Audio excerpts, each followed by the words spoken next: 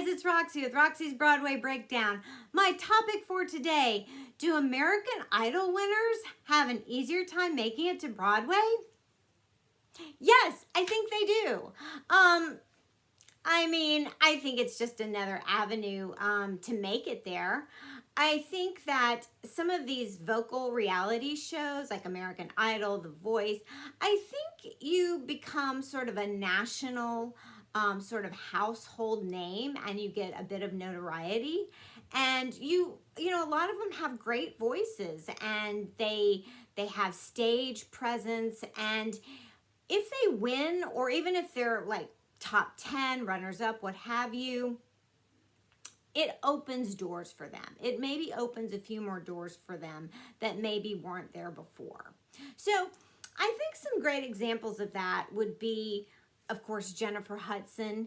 She didn't win American Idol that year. She actually, Fantasia Barrino won that year. And they both got, recording contracts. Fantasia Barrino obviously has a great recording career. But she ended up on Broadway as Celie in The Color Purple.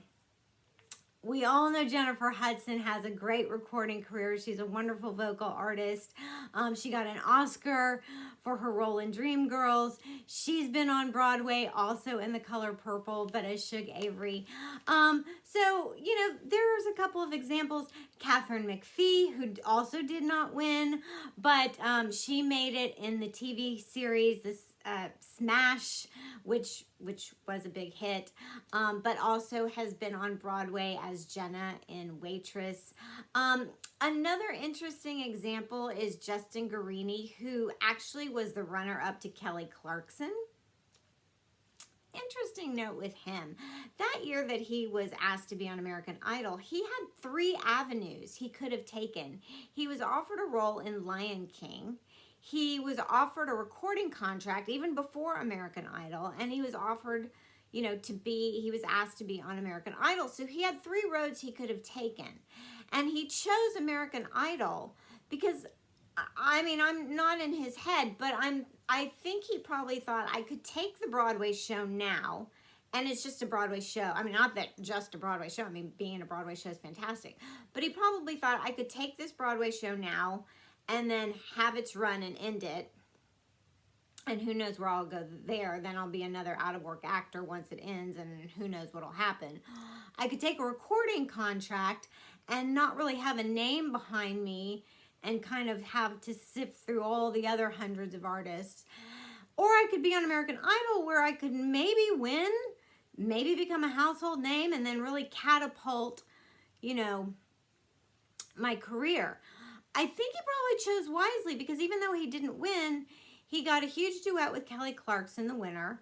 We all know how she ended up. And then he got a big recording contract. He made a lot of hits. He made a huge splash. And then he ended up back on Broadway in huge hits like American Idiot. He got the lead. He ended up in Wicked and several other Broadway shows. So he ended up back on Broadway anyway. And so, yeah, he probably chose wisely, and he became a household name. There have been other ones like Konstantin Maroulis, who is already a working actor on Broadway, but he took a chance on American Idol. He was a runner-up. He didn't win, but he got known again on American Idol, and he went back and he landed Drew in Rock of Ages, and it landed him a Tony nom. And then, he's done several other big works on Broadway. So, it's just, like I say, there's been others. There's David Cook and Diana DeGarmo. So simply being on American Idol, like I say, I think has opened up a lot of doors for people.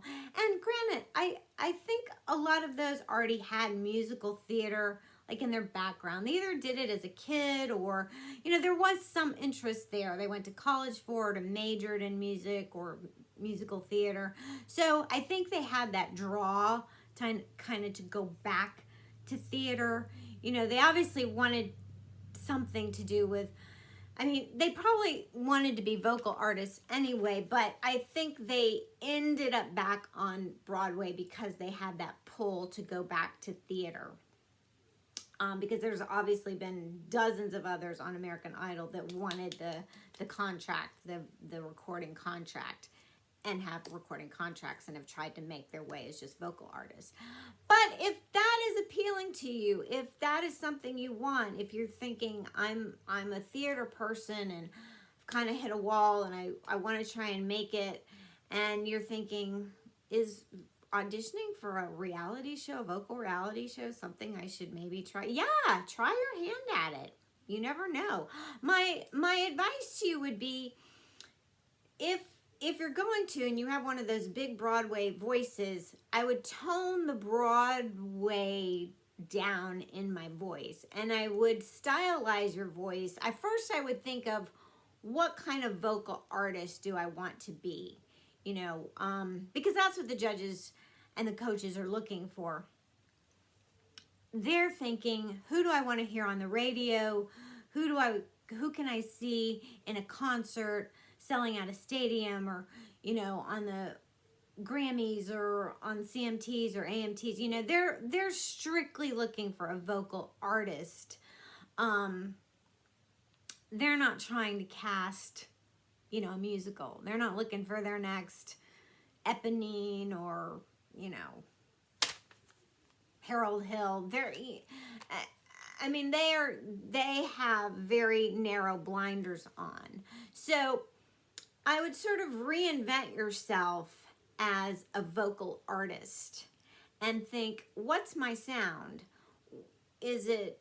Do I have an R&B sound? Do I have a jazz sound? Do I have a rock sound? I mean, what is my voice more fitted towards if I were to be, you know, a vocal artist on the radio?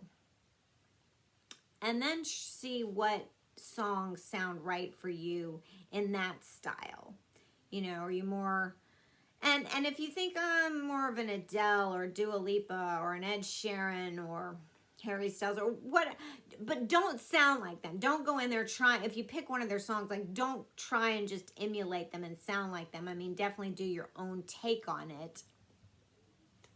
But I would really try to almost create a new character for yourself and say, okay, this is how I'm going and auditioning, you know, because like I say, that's what they're thinking when they're auditioning these people, of who can I hear on the radio. And then when they see you perform, they're thinking, can I see them? Can I see them in videos? Can I see them on the stage performing as a pop or rock, or, you know, because that's that kind of concert stage energy, that rock kind of concert energy is totally different than a musical theater kind of energy. You know what I'm talking about.